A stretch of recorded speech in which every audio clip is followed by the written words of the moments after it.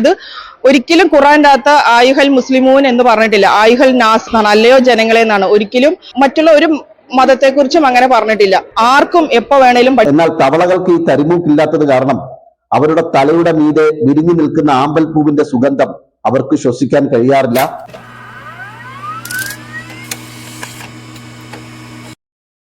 Hi പ്രിയപ്പെട്ട സുഹൃത്തുക്കളെ, നിങ്ങൾക്ക് എല്ലാവർക്കും നമ്മുടെ ഡെയിലി ഡാഷ് മലയാളം ചാനലിന്റെ പുതിയൊരു വീഡിയോയിലേക്ക് സ്വാഗതം. 2 ദിവസങ്ങൾക്ക് മുമ്പ് എനിക്കൊരു മെസ്സേജ് വന്നു.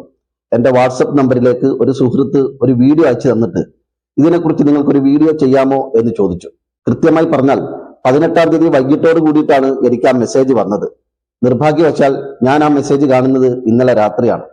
അതുകൊണ്ട് തന്നെ ഇങ്ങനെ ഒരു വീഡിയോ അപ്ലോഡ് ചെയ്യേണ്ടിയിരുന്നതും 18-ാം തീയതി ആയിരുന്നു. കാരണം 18-ാം തീയതി ലോക അറബി ഭാഷാ ദിനമായിരുന്നു. ലോക അറബി ഭാഷാ ദിനത്തിന്റെ സന്ദേശവും അറബി ഭാഷയുടെ പ്രത്യേകതയും ഒക്കെ വിളിച്ചോതുന്ന ആശയങ്ങൾ നിറഞ്ഞൊരു വീഡിയോ ആണത്.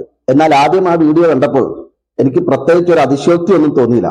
കാരണം അത്തരം കഥകളും കഥാപാത്രങ്ങളും ഒക്കെ ധാരാളം നമ്മുടെ ജീവിതത്തിൽ നമ്മളെല്ലാവരും കണ്ടിട്ടുണ്ടാവും. പ്രത്യേകിച്ച് എനിക്ക് തന്നെ വ്യക്തിപരമായി അത്തരം ആളുകളെ അറിയുകയും ചെയ്യാം. അതുകൊണ്ട് ഒരു വീഡിയോ ചെയ്യേണ്ട ആവശ്യമൊന്നുമില്ല എന്നുള്ള ഒരു ചിന്തയാണ് എൻ്റെ മനസ്സിൽ വന്നത്. പിന്നീട് ആലോചിച്ചപ്പോൾ നമ്മുടെ ഈ വർത്തമാനകാല സാഹചര്യത്തിൽ ആ വീഡിയോയിൽ പറയുന്ന കഥയ്ക്കൊരു പ്രത്യേകതയുണ്ട്. ആ കഥാപാത്രത്തിന് ഏറെ പ്രസക്തിയുമുണ്ട്. നിങ്ങളിൽ പലരും ഇതിനോടകം തന്നെ ആ വീഡിയോ കണ്ടിട്ടുണ്ടാകും.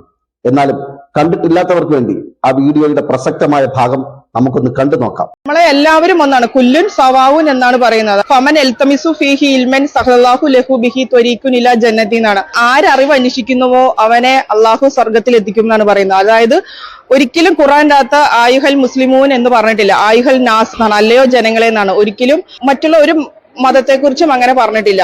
ആർക്കും എപ്പോ വേണേലും പഠിക്കാവുന്ന അത്രയും എളുപ്പമുള്ള ഒരു മനോഹരമായ ഒരു മൊഞ്ചുള്ള ഭാഷയാണ് അറബി ഭാഷ. ഇത് ദിവ്യ ടീച്ചർ പാലാ സ്വദേശിനിയാണ്.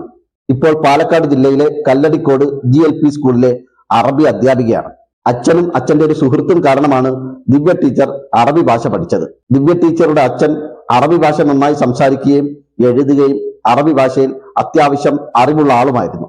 അറബി ഭാഷയുടെ അനന്ത സാധ്യതകൾ മനസ്സിലാക്കിയ ദിവ്യ ടീച്ചർ തന്റെ +2 പഠനം പൂർത്തിയാക്കിയ ശേഷം തൃശൂർ സൽസബീൽ അറബി കോളേജിൽ നിന്നും BA അറബിയിൽ അഫ്ളൽ ഉലമ പാസ്സായി. ഇപ്പോൾ സർക്കാർ സർവീസിൽ അറബി അധ്യാപികയായി ജോലി ചെയ്യുന്നു. ലോകത്ത് മറ്റു ഭാഷകളെ അപേക്ഷിച്ച് അറബിയുടെ ഏറ്റവും പ്രധാനപ്പെട്ട പ്രത്യേകത അതിന്റെ ഉച്ചാരണ ശുദ്ധിയാണ്. കഠിനാധ്വാനവും പരിശ്രമവും ഉണ്ടെങ്കിൽ അറബി ഭാഷ വളരെ സിമ്പിളായി ആർക്കും പഠിച്ചെടുക്കാമെന്നാണ് ദിവ്യ ടീച്ചർ പറയുന്നത്.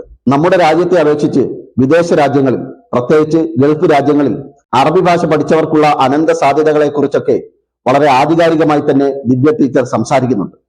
അത്രത്തോളം വലിയ സ്വാധീനം അറബി ഭാഷ ദിവ്യ ടീച്ചറുടെ ജീവിതത്തിൽ ചെലുത്തിക്കഴിഞ്ഞു എന്നുള്ളതാണ് സത്യം.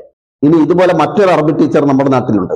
മലബാറിലെ ഏതോ അറബി കോളേജിൽ നിന്നും അഫ്ളൽ ഉലമ പാസ്സായ ആ ടീച്ചറുടെ പേര് ജാമിദ എന്നാണ്.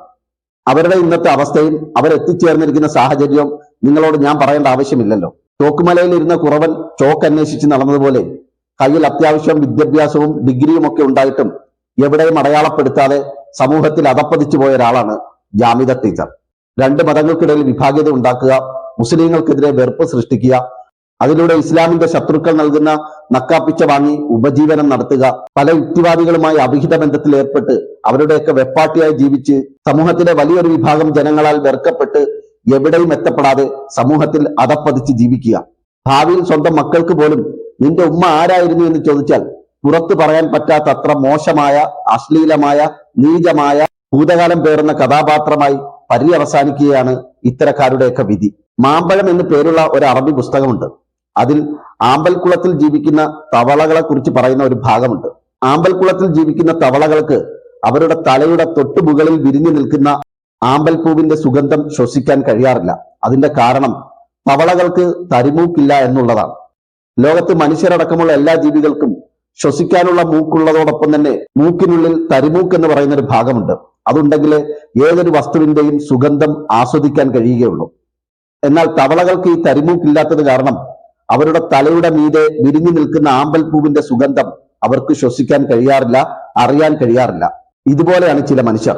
അവർ ജനിച്ചത് മുസ്ലിമായിട്ടായിരിക്കും, അവർ പഠിച്ചത് ഇസ്ലാം മതത്തെക്കുറിച്ചായിരിക്കും, അവരുടെ കയ്യിലുള്ളത് അറബി ഭാഷയെക്കുറിച്ചുള്ള ഡിഗ്രികളായിരിക്കും. പക്ഷേ ഇസ്ലാമിന്റെയോ മുസ്ലിങ്ങളുടെയോ അറബി ഭാഷയുടെയോ സുഗന്ധം അവർക്ക് ശ്വസിക്കാൻ കഴിയാറില്ല.